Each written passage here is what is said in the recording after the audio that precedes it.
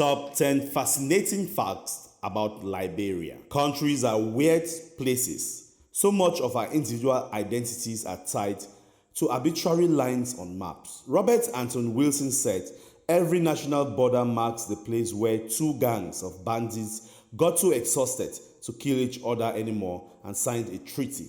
Welcome to Joka TV's Top 10. In this video series on the Joka TV YouTube channel, we bring to you exciting information about Africa and the world at large. So if you are new here, consider subscribing and also turn on notification so you don't miss any of our videos. Is that fact true? Maybe. In the first of our series on weird facts about countries, we look at Liberia.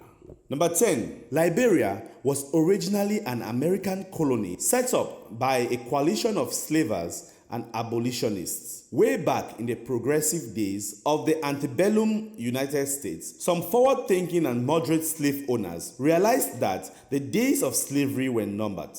Despite this realization, it was a step too far to consider that blacks and whites would be equal one day. The slave owners may have been forward-thinking for their time, but they still owned other people. The American Colonization Society, ACS, was founded by a coalition of abolitionists and slavers who believed that free blacks could never coexist with whites in America. So the ACS thought that the best solution was to send emancipated slaves to Liberia to live freely.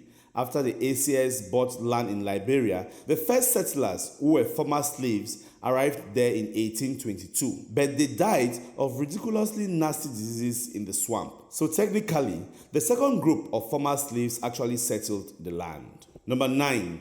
Liberia is super ethnically diverse. Between the 12th and 16th centuries, different tribes fleeing desertification of their homelands found their way to the lands that would become Liberia. This meeting of different people led naturally to the cross-pollination of technology as well as political and social systems. By the late 15th century, there was a healthy tribe between these tribes and West African settlements from Cape Verde to the Gold Coast. The descendants of these tribes are by far the largest group of Liberian people. The second largest group, which is only 5% of the population, is made up of the descendants of the resettled freeman. They ruled Liberia from the country's independence in 1847 until 1980. The third group is even smaller. They are the descendants of recaptives or Congos, freed by the British and US navies from slave ships in the 1800s.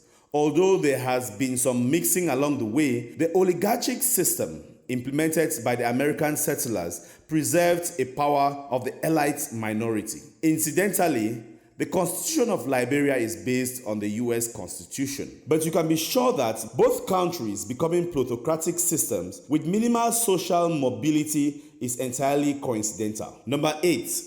Snails could prevent another Ebola outbreak. The Ebola outbreak in 2014 led to a banning of bushmeat. Although this law is broken on a daily basis, as Liberians, citizens of the 8th poorest country on earth, look to feed themselves. Liberia has very little land suitable for grazing animals, so monkeys are often killed and eaten. The giant African snail, a delicacy in West Africa, is often sold at roadsides, and a burgeoning business in snail farming is developing. With the creatures being so high in protein, countries like Liberia, whose population has doubled in the last 20 years, stand to benefit. Shifting the culture away from bushmeat and towards snails may be the greatest weapon in the fight against Ebola. Number 7. Their president was the first African head of state to be convicted of war crimes. Charles Taylor is, to put it mildly, not a nice man. In 2012, he was convicted for his role in the Sierra Leone conflict, in which he used child soldiers, rape, and amputation as weapons of choice. But Taylor was at least as brutal to his own people. To preserve the precarious peace between the different ethnic groups, he was never charged for his crimes on Liberia. After supporting the 1980 coup that ended 133 years of government by the descendants of freed slaves, Taylor promptly embezzled $1 million from his country and fled to the US. Arrested for his crime, Taylor escaped jail and hooked up with Muammar Gaddafi in Libya. Taylor claims that the CIA helped him to escape. Backed by Gaddafi, Taylor overthrew the Liberian government, the Samuel Doe regime that he had helped to install. But Taylor was denied victory by his own lieutenant who broke away, formed his own army, captured President Doe, and tortured Doe to death. This sparked another civil war that became an ethnic conflict, costing over 600,000 lives. Before the first Liberian Civil War ended in 1997, Taylor was quite fond of drugging and brainwashing children to his soldiers. They would put on wedding dresses and blonde wigs, which they believed could make them immortal. The effect of Taylor's brutality still persists today as former child soldiers attempt to live normal lives alongside the victims of the horrific ethnic cleansing. History will be kind to me, Taylor said on leaving office. I have accepted this role as a crucificial lamb. Number 6, the wildlife of Liberia doesn't like you. Although Liberia is home to the absolutely adorable pygmy hippopotamus, it stands alone. Every other animal in Liberia is crazier than a biker bar full of meth-addled vampires. We are reliably informed that 90% of Liberian snakes aren't venomous. But that still leaves the nose-horned viper, the western green mamba, and 3 kinds of cobra, one of which spits venom at you. There are also venomous pythons, apes, boomslangs, and other snakes that hide in the grass, climb trees, and swim. Suffice it to say that we are amazed Liberia isn't one giant ball of snakes. Of course, if the snakes don't get you, there are a dozen other ways to die in Liberia, even you are actively trying to preserve the wildlife there.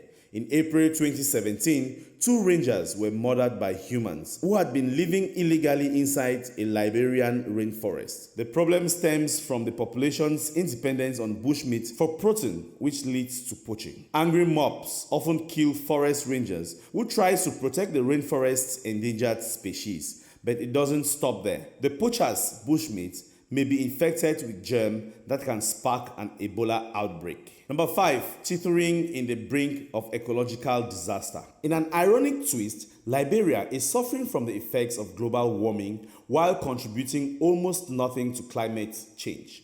As Liberia is so underdeveloped, the nation is in a catch-22. On the one hand, the coastal regions are flooding due to a low coastal plain and increased rainfall.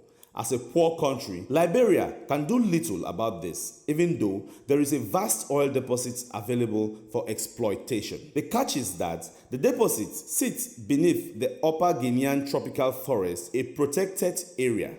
Even with the legal protection in place, the forests are being depleted at 3 times the global average due to illegal logging. If that wasn't bad enough, Liberian farmers can no longer rely on the usually stable weather patterns to know when to plant crops. With the country's population explosion, the future for one of the most environmentally pure regions on earth looks troubled, if not downright bleak. Number 4, the weirdest animals live there. The long-tailed pangolin lives in Liberia. Although humans are going out of their way to eat it into extinction like everything else. Pangolins are weird but also cute in a way that makes them beloved by hipsters and Japanese teenagers. However, these animals are endangered, which means that they are incredibly valuable.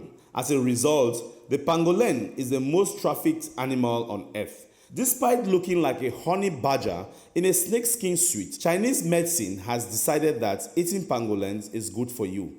Eating rare animals is also a sign of wealth. In Liberia, however, the pangolin is banned from poaching like all other bushmeat delicacies. But the value of these unique animals is high enough that the rewards outweigh the risk for any poachers. Pangolin scale alone are reported to fetch $3,000 per kilogram, while a factory worker can expect to earn just $100 in a month. Number 3, migration is key to Liberia's future. Although the population of Liberia is growing rapidly due to the improving standards of living and a decade of peace, many Liberians seek their fortunes overseas. 11% of people surveyed in 2010 said they received money sent back home by friends or relatives abroad. This figure is likely to rise in the coming decades because 35% of the population is effectively undereducated and 27% of women report an income of less than $0.5 per day. Overseas investments in the form of offshore oil prospecting is beginning to take shape, but wealth remains concentrated in Monrovia, the capital of Liberia. For many rural Liberians, crossing the border to Guinea or Ivory Coast in search of a new life is attractive. Emigration to destinations such as Europe, Asia, and the United States has also been increasing. Number 2, the first African female president is Liberian. Ellen Johnson Sirleaf took office as Liberia's 24th president in 2006. Sirleaf, who has the moniker the Iron Lady, also won the Nobel Peace Prize in 2011. While this is great in terms of gender equality, Liberia has repressive laws regarding homosexuality. President Sirleaf has not repealed these laws, much to the chagrin of progressives in the West. In the context of Liberian politics, however, it is clear that the nation simply isn't ready to accept homosexuality as part of normal sexual behavior. To force the issue would be political suicide for Sirleaf as the greatest president in Liberia's history. This is a result the country can ill afford. Number 1, Liberia has the second largest commercial fleet of ships on earth. Due to its laissez-faire attitude towards pesky things like maritime law, Liberia has more ships registered under a flag of convenience than any other country except Panama. About 12% of the world's ships fly the flag of Liberia.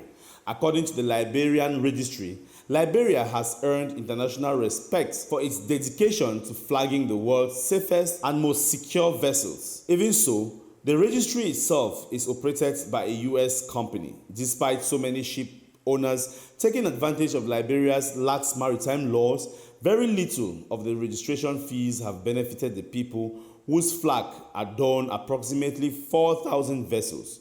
It is believed that Charles Taylor redirected some of the funds into non-governmental projects, with registration fees accounting for close to 25% of Liberia's tax revenue. It is unlikely that the government will be keen to reform maritime laws at the behest of other nations. Although the ships are expected to employ Liberian sailors, this is seldom enforced due to the closure of the Merchant Marine Academy in 1992. There you have it, viewers. Those were 10 interesting facts about Liberia. What are your own facts about Liberia you think I left out?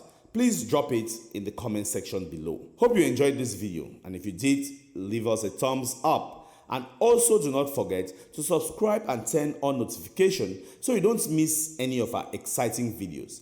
Thanks for watching, and see you in our next video.